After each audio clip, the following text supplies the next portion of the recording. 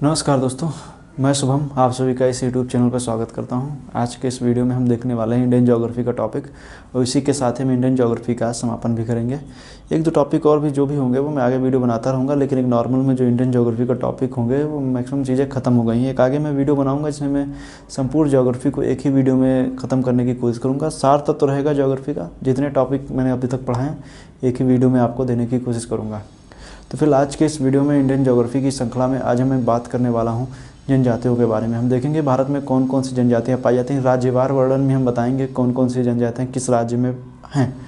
और दूसरी बात ये भी है कि ये टॉपिक काफ़ी इंपॉर्टेंट है आपको परीक्षाओं में। इसे देखिए अधिकतर जो प्रश्न आते हैं वो अधिकतर सुमेलित करने के लिए आते हैं कि ए को बी से मिलाइए। बाकी आप मेंस स्तर की जब बात करते हैं तो उसमें भी आपको वैसे तो नॉर्मल में प्रश्न नहीं आते हैं, आपको मिल सकते हैं। जनजाति विकास के लिए सरकार की योजनाएं वगैरह कौन सी चल रही हैं, ऐसे ऐसे प्रश्न आते हैं। और भी आप देखेंगे तो पूछ लिया जाएगा टोडा जनजाति के ऊपर बताइए, या पूछ लिया जाएगा कि भील जनजातियों के बारे में बताइए। ऐसे प्रश्न आपको मिल सकते हैं। वैसे नॉर्मल में नहीं आते हैं, मुख्य रूप से आप देखेंगे तो ऑब्जेक्टिव टाइप पेपर में अधिकतर आपको प्रश्न इसी तरीके से मिलते हैं, कौन सी जनजाति किस राज्य में पड़ती है। इस तरीके के प्रश्न आपको मिलेंगे। कौन सी सबसे ज़्यादा है, भारत में प्रतिशत क्या है, किस राज्य में सबसे ज़्यादा है, ऐसे ऐसे प्रश्न भी आपको ऑब्जेक्टिव टाइप मिलते हैं, आप पढ़ते भी रहते होंगे। तो आइए शुरू करते हैं जनजातियों के बारे में।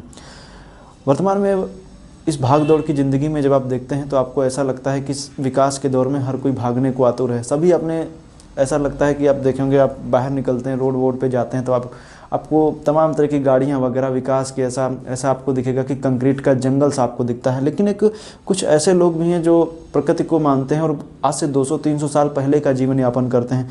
वर्तमान में संदर्भ विकास की दौड़ में उनको हम एक प्रकार से कहें तो इस पृथ्वी पर, या कहें कि समाज में रहने लायक वही ही हैं। बाकी तो लोग क्या करते हैं कि प्रकृति का दोहन कर रहे हैं। खैर प्रकृति भी क्या करती है, इसको संतुलित करने का कार्य करती है। और जैसे भी आप देखेंगे तो त्रासदियाँ वगैरह, भूकंप वगैरह आप देख रहे होंगे। ठंडी का मौसम चल रहा है, ठंडी भी नहीं पड़ रही कुछ खास।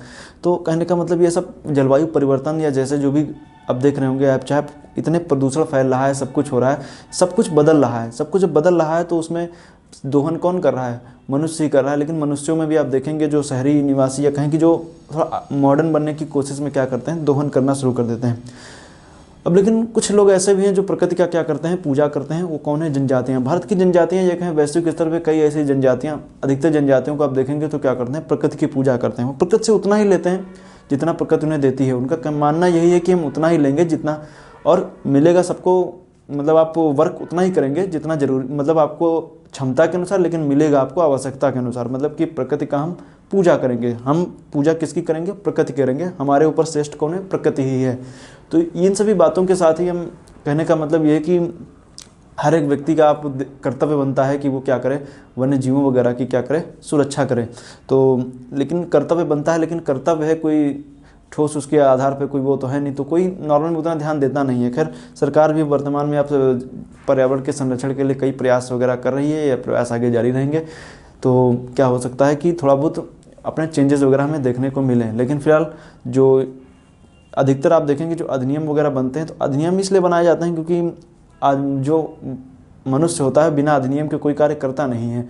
अब देखेंगे जब भी कोई अधिनियम बन जाता है तो बाध्यता हो जाती है, कर्तव्य तो कोई पालन करता ही नहीं है। तो खैर आइए देखते हैं जो हमारे सामने जनजातियाँ, जनजातियों की हम बात करेंगे तो भारत में जनजातियों की बात करेंगे तो परसेंटेज के हिसाब से देखें कुल 2011 की जनगणना के अनुसार परसेंटेज के हिसाब से 8.6% भारत में जनजातियाँ पाई जाती हैं। सबसे ज़्यादा संकेंद्रण मध्य प्रदेश के क्षेत्र में है, और बाकी आप देखेंगे तो अगर क्षेत्रफल की बात करते हैं या कहें कि जनसंख्या के आधार पे तो मध्य प्रदेश में है। लेकिन ये जो परसेंटेज की बात आती है, परसेंटेज के आधार पे आप देखेंगे तो परसेंटेज के आधार पे आपको कहाँ दिखेंगे, लक्षद्वीप में दिखते हैं, लेकिन उसके बाद में मिजोरम में दिखते हैं। तो अब देखिए मैंने यहाँ पे लिखा भी है, तो अगर जो आप देखेंगे जनसंख्या के आधार पे तो जनसंख्या के आधार पे कहाँ पे हैं, मध्य प्रदेश में, और प्रतिशत के आधार पर लक्षद्वीप में सबसे ज़्यादा हैं। तो ये तो बात हो गई।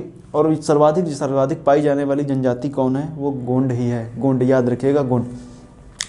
आइए देखते हैं, हमने राज्यवार कुछ वर्णन बताया है। सबसे पहले याद रखिए, इस टॉपिक को पढ़ने से पहले आप एक ब्लैंक पेज पे एक भारत का नक्शा बना लीजिए। नहीं है तो आप एक जो 1 या 2 रुपये का जो आता है ब्लैंक इंडियन मैप, उसको आप रख लीजिए अपने पास। एक भारत का मैप जो आपके पास होगा तो थोड़ा सा पढ़ने में आसानी होगी।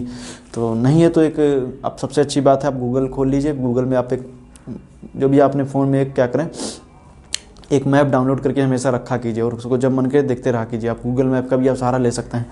तो फिलहाल जब ये कोई पॉलिटिकल या तो उस तरीके का कोई तो मैप है नहीं, ये है जनजातियों के ऊपर मैप। तो मैं आपसे अपेक्षा करता हूँ कि आप मैप बना लेंगे, नहीं मैप बनाएंगे तो आप एक तरफ राज्य दूसरी तरफ जनजातियों को लिख लेंगे, तब भी आपका काम चल जाएगा। आप रटने की क्षमता है तो रट डालिए, नहीं तो मैप बना करके समझ लीजिए। तो शुरुआत करेंगे जम्मू कश्मीर से। जम्मू कश्मीर सबसे पहले बता दूँ, ये है जम्मू कश्मीर, उसके नीचे हिमाचल प्रदेश, ये पंजाब है, हरियाणा है, यूपी है, राजस्थान है, गुजरात है, महाराष्ट्र है। इस तरफ देखेंगे तो ये बिहार है, उसके नीचे आप देखेंगे तो यहाँ पे झारखंड है, ये है आप देख रहे हैं ये उड़ीसा है, पश्चिम बंगाल है, सिक्किम है, असम है, अरुणाचल प्रदेश है, नागालैंड है, मणिपुर है, और ये आप नीचे मिजोरम, और ये आप देखेंगे तो ये त्रिपुरा है, ये क्या मेघालय। ये मैंने राज्य बता रहा हूँ। नीचे आप देखेंगे तो यहाँ पे आपको दिखेगा तमिलनाडु, ये क्या है केरल है। तो आइए देखते हैं, चेचू भी जनजाति है केरल की है। तो आइए देखते हैं, शुरुआत करेंगे जम्मू कश्मीर से। जम्मू कश्मीर में आप देखेंगे तो आपको 2 जनजातियाँ आपको देखने को मिलेंगी, गुज्जर और चौपान। गुज्जर जो जनजाति है वो कैसी मुस्लिम धर्मानुयायी है, मतलब धर्म उनका कौन सा है, मुस्लिम है।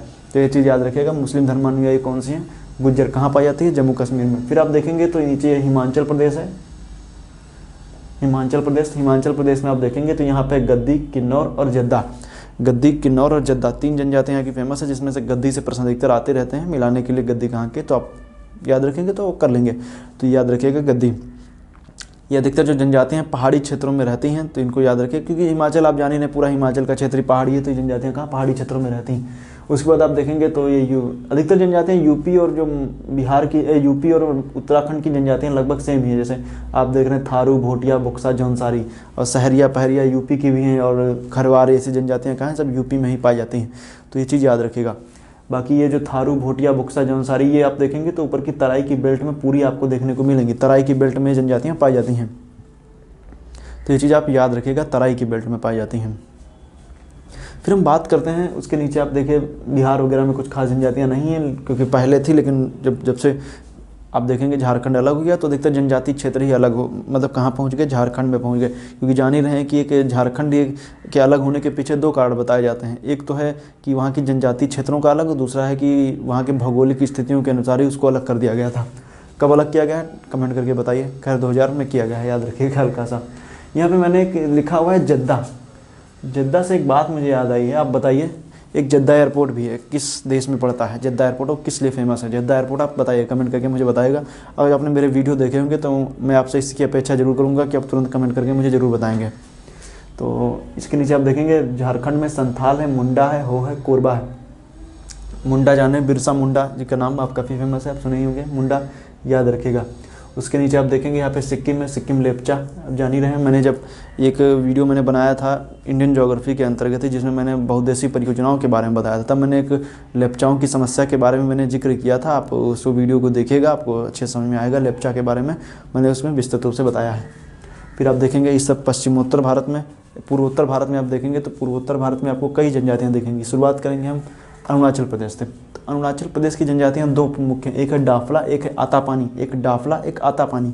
फिर जब बात करेंगे यहाँ पे असम की, तो असम है गारो, लुसाई, मीरी, बोडो और दियारा। तो असम में बोडो आप बड़ी फेमस है, कई बार मैंने भी इसकी चर्चा की है, तो याद रखिएगा गारो, लुसाई, मीरी, दियारा, बोडो, ये जनजाति यहाँ की फेमस है, याद रखिएगा। एक मैंने जब वीडियो बनाया था ब्रह्मपुत्र नदी का, तो उसमें मैंने एक बोडो का मैंने नाच जिक्र किया था। बोडो जनजातियों को मैंने बताया था कि ब्रह्मपुत्र नदी को बोडो जनजाति लोग क्या बोलते हैं, कुलम्बुथुर बोलते हैं। कुलम्बुथुर का मतलब होता है कलकल की आवाज़ करने वाला, तो यही बोडो जनजातियाँ हैं, याद रखिएगा आसाम में। और कुलम्बुथुर जो है एक नाम उसका भी, किसका, ब्रह्मपुत्र का दूसरा नाम भी कुलम्बुथुर भी बोलते हैं। फिर ये देख रहे हैं यहाँ पे नागालैंड है। नागालैंड में आप देखेंगे तो यहाँ पे नागा और कोन्याक 2 जनजातियाँ फेमस हैं। उसके नीचे आप देखेंगे तो नागालैंड के नीचे मणिपुर में कुकी पे फेमस है, याद रखिएगा, कुकी। उसके नीचे आप देखेंगे तो दिख रहा है मिजोरम में आप देखेंगे तो 2 जनजातियाँ फेमस हैं, एक है लाकर, दूसरी मीजो, लाकर और मीजो। उसके बाद में यहाँ आप देखेंगे तो ये दिख रहा है त्रिपुरा में कौन सी, रियांग। त्रिपुरा एक ऐसा राज्य है जो 3 तरफ से किससे घिरा हुआ है, बांग्लादेश से घिरा हुआ है। ये आप देख रहे हैं, ये है मेघालय में मिकिर है, गारो है, खासी, जयंतिया जैसी यहाँ पे जनजातियाँ पाई जाती हैं। आप देखेंगे यहाँ पे ये पहाड़ियों के भी नाम हैं, गारो, खासी, जयंतिया, ये सभी। तो ये जनजातियाँ भी अगर जो आप आएँ तो इनको आप तुरंत बता सकते हैं कहाँ पे। फिर आप देखेंगे तो ये है वेस्ट बंगाल, मतलब पश्चिम बंगाल। यहाँ पे आप देखेंगे तो जनजाति दिखेगी लोधा। फिर यहाँ पे उड़ीसा में आपको फेमस जनजाति दिखेगी जिसका नाम है मुआंग। कहाँ की है, उड़ीसा की है। फिर ये जो मैंने कुछ लिखी हुई ये सभी जो है अंडमान निकोबार की जनजातियाँ हैं, जिसमें एक है सेंटिलीज, ओंजे, जारवा, सोमपेन। ये कई फेमस जनजातियाँ हैं, जिसमें से अधिकतर तो आप देखेंगे संकटापन्न की स्थिति में ही है, धीरे धीरे इनका अस्तित्व समाप्त होता चला जा रहा है। आप अभी देखेंगे हाईलाइट थी एक जनजाति, उसको आप याद रखेगा। अंडमान निकोबार संबंधित जनजातियों से प्रश्न आपको परीक्षाओं में मिल सकते हैं। दूसरी हम देखेंगे नीचे टोडा है, तो टोडा और बड़गा दोनों कहाँ की हैं, ये दोनों पाई जाती हैं तमिलनाडु में, लेकिन टोडा की जब पहाड़ी की बात आती है तो ये पाई जाती है नीलगिरी में। पहाड़ियों में पाई जाने वाली जनजातियाँ हैं, पहाड़ी क्षेत्रों में पाई जाती हैं। और टोडा की मैं बात करूं तो टोडा से परीक्षाओं में प्रश्न पूछा जाता है नीलगिरी। तो नीलगिरी की बात करूं तो नीलगिरी आप जान ही रहे हैं, नीलगिरी की सबसे ऊंची चोटी डोडा बेटा है, यहीं पे पाई जाती है नीलगिरी, तो याद रखिएगा। फिर जब हम बात करेंगे केरल की, तो केरल में मोपला है, नायर है, डाफर है, 3 जनजातियाँ प्रमुख हैं, इनको याद रखिएगा। और महाराष्ट्र की जब बात करेंगे तो महाराष्ट्र में बार्ली, और राजस्थान में मीणा, गरसिया और भील। भील मध्य प्रदेश में भी है, भील, लंबाडी, मुरिया और ये गोंड का क्षेत्र दरअसल काफ़ी बड़ा है, सब करीब 80 लाख के ऊपर ही इनकी जनसंख्या पाई जाती है 2011 की जनगणना के अनुसार। दूसरे नंबर पे जब बात आती है तो भील की आती है, करीब 65 लाख जनसंख्या है 2011 की जनगणना के अनुसार, 65 लाख के ऊपर इनकी जनसंख्या है। तो याद रखिएगा ये सभी बातें हैं जो जनसंख्या से मतलब एक प्रकार से कहें जनजाति से रिलेटेड वीडियो है। अभी मैं इससे रिलेटेड टॉपिक आप पढ़ते रहोगे, कौन सी निग्रो है, कौन सी निग्रोइड है, कहाँ से आए, मानव की उत्पत्ति कैसे हुई, किस युग में हुई, सबसे लास्ट में जैसे कौन आया, जैसे हम लोग पढ़ते हैं कौन सबसे लास्ट में आया, कौन सबसे पहले आया, ऐसे प्रश्न भी आपको परीक्षाओं में मिलते रहते हैं। तो दरअसल ये टॉपिक ऐसे हैं, जैसे पढ़ते हैं मंगोलाइड है, निग्रोइड है, ऑस्ट्रेलाइड है, प्रोटो ऑस्ट्रेलियन है, कहाँ की है, कैसे कैसे प्रश्न आपको मिलते रहते हैं। तो जैसे नार्डिका पढ़ते हैं, भारत में सबसे लास्ट में आई थी, तो नार्डिक सब कैसे इनका नाम दिया गया, क्यों नाम दिया गया, इनका विस्तार क्या है, कैसे इनको हम पहचानेंगे। तो इनसे रिलेटेड मैं एक वर्ल्ड ज्योग्राफी में भारतीय मतलब विश्व की जनजातियों के बारे में जो चर्चा करूँगा, तो एक एक के रूप में विस्तृत रूप से मैं इनके बारे में बताऊँगा कि आखिर इनका आप देखेंगे तो कैसे कैसे इनका हम डिवीज़न कर सकते हैं, कौन निग्रो थे, कौन ऑस्ट्रेलाइड थे और कौन कॉकेसाइड थे, इन सभी के बारे में बताऊंगा। और एक मैप के जरिए आपको बताने की कोशिश करूंगा कि कैसे कैसे जनसंख्या का संकेंद्रण मतलब एक प्रकार से कि जनसंख्या कैसे कैसे इधर उधर जनजातियों के लोग फैलते चले गए, जो आज के हम लोग सभ्यताएं देख रहे हैं, तो कहाँ कहाँ पे कैसे कैसे लोग पाए जाते हैं, इन सभी के बारे में देखेंगे। अफ्रीका की बात करेंगे तो निग्रो हम लोग पढ़ते हैं अफ्रीका में है, तो इन सभी की बातें कैसे अफ्रीका में निग्रो, अफ्रीका का मूल निवासी निग्रो का, बाकी आप देखेंगे तो आपको अमेरिका में भी निग्रो दिखेंगे, और जैसे रेड इंडियन वगैरह हैं, ये सब कहाँ से आए, इन सभी के बारे में हम आपको विस्तृत रूप से आगे बताएंगे जब मैं वर्ल्ड ज्योग्राफी के अंतर्गत जनजातियों का वीडियो बताऊंगा। बाकी आप जनजातियों के ऊपर अपने स्तर पर भी कुछ पढ़िएगा। वैसे मेरे हिसाब से जितनी जनजातियाँ थी मैंने इंपॉर्टेंट सभी बताने की कोशिश की है।